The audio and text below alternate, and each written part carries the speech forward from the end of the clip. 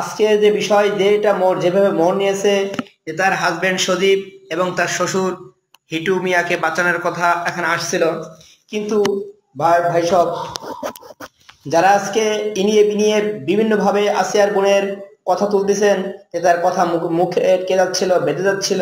আরে ভাই, আপনার বয়স যখন 14 বছর ছিল, হয়তো এখনকার 14 বছরের শিশুরা অনেকেই অনেক এক্সপার্ট, অনেকেই কম্পিউটার মোবাইলের সাথে সম্পৃক্ত, তাই তারা তারা যতটা সাবলীলভাবে কথা বলতে পারে, আসিয়ার মতো নিম্ন বিত্ত পরিবারের মেয়েরা এত সাবলীল ভাষায় কথা বলতে পারে না। এটা তো আপনারা নিশ্চয় বোঝেন নাকি? তাহলে সেই নিম্নবিত্ত পরিবারের থেকে আসিয়া এবং আসিয়ার পরিবার উঠে আসছে, সেখানে সে এত লোকের সমাগমের সঙ্গে সোশ্যাল মিডিয়ায় কথা বলবে, এটাই তো বিরাট। আর একটা বিষয়, সে চেয়েছিল তার সংসার যাতে না ভাঙে, কারণ যেহেতু এই ঘটনাটা গত 2 মাস আগে ঘটে। এই 2 মাস আগের ঘটনায় কিন্তু আসিয়ার বোনকে মেরে তার বাবার বাড়ি পাঠানো হয়, এবং বাবার বাড়ি থেকে তাকে বুঝিয়ে সেখানে আসতে রাজি হয়নি, তাকে বুঝিয়ে এই বাড়িতে আবার পাঠানো হয়। এবং সেটা এই শ্বশুরের দ্বারাই। শ্বশুর কিন্তু মাঝে মাঝে রাতে তাকে জাবড়ে ধরার চেষ্টা করত, বিভিন্নভাবে ইপটিজিং করার চেষ্টা করত শ্বশুর হয়ে। এই জায়গাটা যেটা ঘটনা ঘটে, আসিয়া যেদিন আসিয়ার সাথে ধর্ষণ হয়, আসিয়ার সাথে এই কুকর্ম হয়, ঠিক তার আগের দিন আসিয়ার বোনকে মার দেয়। আসিয়ার বোনকে মার দেয়, আর মার দেওয়ার কারণে এই শিশু আসিয়া বলছিল আমি বাড়িতে যে মাকে বলে দিব, আর মাকে বলে দিব, এটাই তার জীবনের কাল হয়ে গেল। মাস্টার মাইন্ড সদীপ এবং সদীপের মা, অর্থাৎ আসিয়ার মালই। এই এই দুজন লোক মাস্টার প্ল্যান করে আসিয়াকে জীবন থেকে শেষ করে দেবে, যাতে বাড়িতে যেয়ে আর না বলতে পারে। ঠিক তাই হলো, আসিয়া বাড়িতে যেয়ে আর মাকে বলতে পারেনি, আর বাড়িতে গিয়েছে সে লাশ হয়ে গিয়েছে। তাদের স্বপ্ন স্বপ্ন বাস্তবে রূপ নিল। কিন্তু ভাই সব, যেসব সাংবাদিক ভাই বোন বন্ধুরা আপনার ধৈর্যের সাথে এই ধর্ষকদের বিভিন্ন ভিডিও ফুটেজ নিয়েছেন, বিভিন্ন তথ্য নিয়েছেন,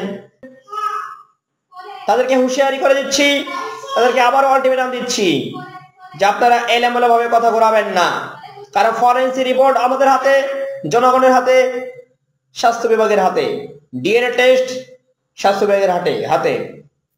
এই টেস্টের যে ফলাফল আসছে, গতকাল স্বাস্থ্য মন্ত্রণালয় থেকে স্বাস্থ্য উপদেষ্টা ঘোষণা দিয়েছিল, এবং সিএমএসএস থেকে হাসপাতালের যার পর্যবেক্ষণে ছিল হাসিয়া, বলা হয়েছে যে দীর্ঘ সময়, অর্থাৎ 6 থেকে 8 ঘন্টা তার উপর নরপিশাচের ভাবে নির্যাতন করা হয়েছে, এবং তার শরীরে সিমেন্ট পাওয়া গেছে 3 জন পুরুষের।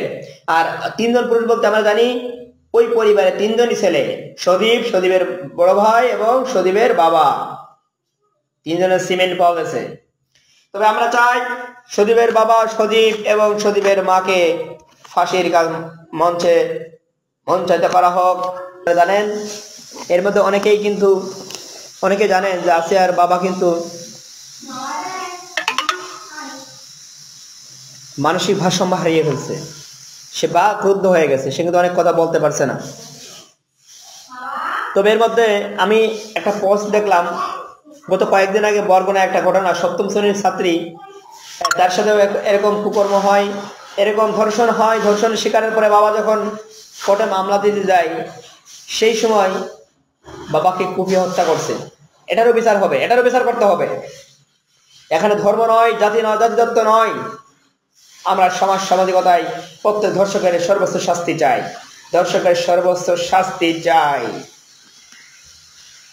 আমরা বরাবরই মাগুরাবাসী, আমরা বরাবরই সাধারণ ছাত্র সমাজ, সাধারণ জনতার পক্ষে কথা বলি।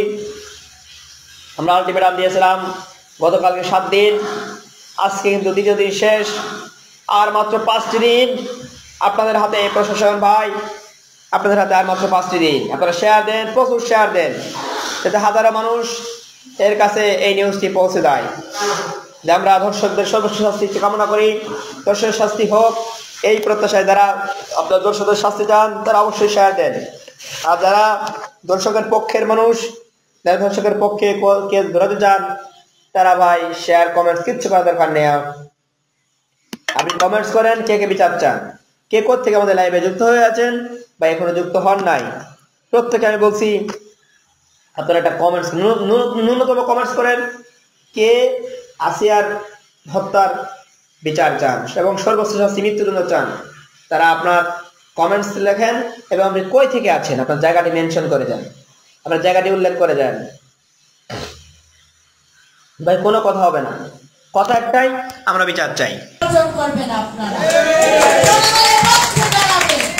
বিভিন্ন হাউজিং প্রকল্প আছে, অন্যায়ভাবে মানুষের জায়গা দখল করে রেখেছে, জুলুম করেছে, তাদের পক্ষে নয়, ওই ভূমি দর্শনের পক্ষে নয়, জনগণের কাতারে জনগণের পাশে দাঁড়াবেন, জনগণ আপনাকে সালাম করবে।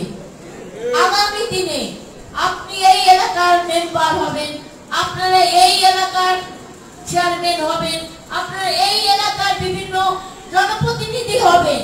আপনারা যদি জুলুম হকারী হন, আপনাদের হাতে যদি মানুষ নির্যাতিত হয়, নিপীড়িত হয়, তাহলে তো আওয়ামী লীগ আর বিএনপির মধ্যে কোনো তফাৎ থাকবে না। আমরা জুলুমকারী হতে চাই না, আমরা জনগণের প্রিয় ব্যক্তি হতে চাই, আমরা জনগণের সবচেয়ে জনপ্রিয় দল হতে চাই বিএনপি। আমরা জনগণের মনিকোঠায় আমাদের অবস্থান তৈরি করতে চাই।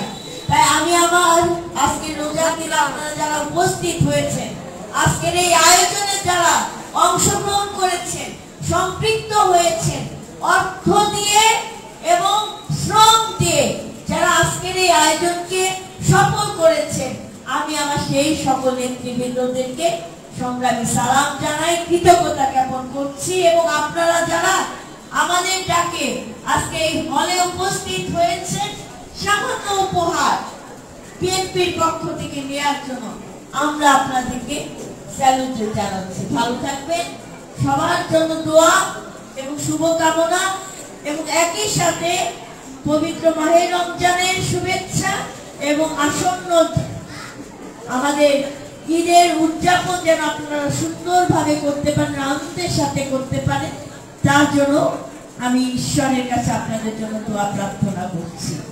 এবং আমি আমাদের নেতৃবৃন্দদেরকে বলবো, অনেক ষড়যন্ত্র আছে, অনেক ধরনের প্রপাগান্ডা হবে, আপনারা সতর্ক অবস্থানে থাকবেন। সবাই কোনোভাবে যেন কোনো ষড়যন্ত্র